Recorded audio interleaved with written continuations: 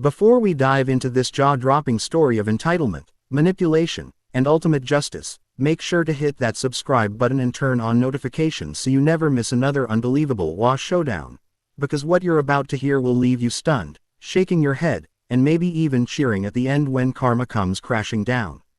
The whole situation began on what was supposed to be a peaceful Friday afternoon at my lake cabin, the retreat I had worked my entire life to own. A sanctuary tucked among towering pines with a sparkling view of the water, and far away from the stress of the city. But little did I know that peace was about to be shattered by the notorious HOA Karen, a woman who believed the entire neighborhood revolved around her personal whims, and who had built a reputation for barging into people's lives with ridiculous demands, petty rules, and a voice sharp enough to pierce steel. So when she showed up at my gate with her designer sunglasses, a clipboard, and that familiar sneer, I already had a bad feeling, though nothing could prepare me for the words that would next come out of her mouth when she declared, without hesitation, that she and her latest group had decided to claim my cabin for the weekend because, according to her, the HOA rotates private properties for community enjoyment, which of course was a complete fabrication since I had read every single bylaw before buying my place,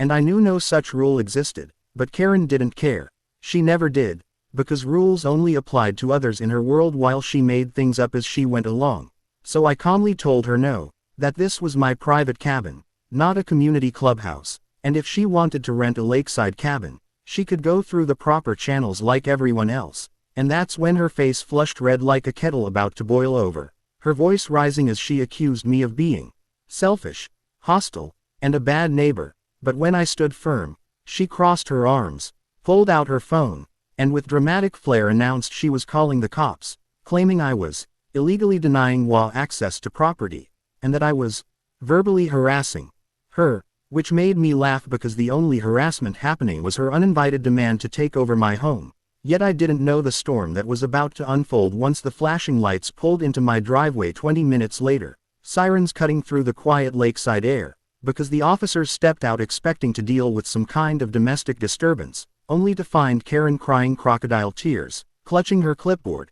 and spinning a wild story about how I had promised the HOA access, how I was holding the property hostage, and how she and her friends had nowhere to go for their supposedly scheduled retreat. And while she talked, she pointed at me with trembling hands, painting me as some sort of villainous recluse who hated the neighborhood. But what she didn't count on was that I had installed a full security system with cameras covering every angle of the property, and I calmly told the officers I could prove everything she was saying was a lie. So I invited them inside to watch the footage, showing them the exact moment Karen barged up to my porch, declared ownership of my cabin for the weekend, and then threatened to make me regret it. When I refused, and when the officers turned back to her, their expressions were no longer sympathetic but stern, telling her that filing a false report was a serious offense, and that she had no right to demand my property for personal use. But instead of backing down, Karen doubled down, her meltdown reaching its peak as she started screaming about how the HOA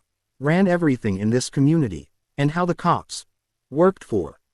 the taxpayers, which meant they worked for her, waving her arms like a general rallying her troops, except her troops were imaginary, and when the officers tried to calm her down, she actually lunged toward one of them, grabbing his sleeve and shrieking that they had to arrest me, which of course only escalated things further, because within minutes she was the one being placed in handcuffs for disorderly conduct and filing a false police report, all while her face turned purple with rage and she kept shouting that this wasn't over, that the HOA would take me down. But the truth is, her little stunt backfired spectacularly, because the incident made its way to the HOA board, who were already tired of dealing with her antics, and once they saw the footage, they voted to remove her from her self-appointed leadership role, stripping her of the little power she thought she had, though even then she tried one last desperate trick, filing a civil complaint claiming that by refusing her access to my cabin, I had violated community spirit laws,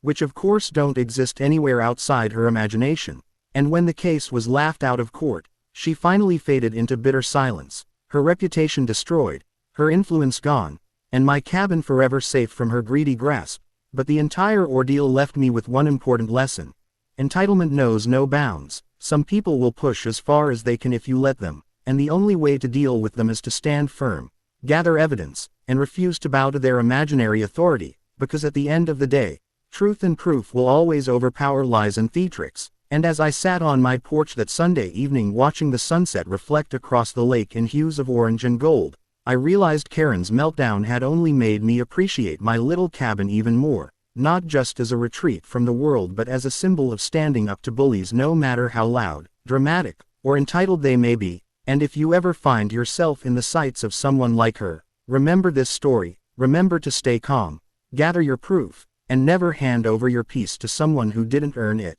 because sometimes the best revenge isn't shouting back, it's watching karma arrive in flashing red and blue lights.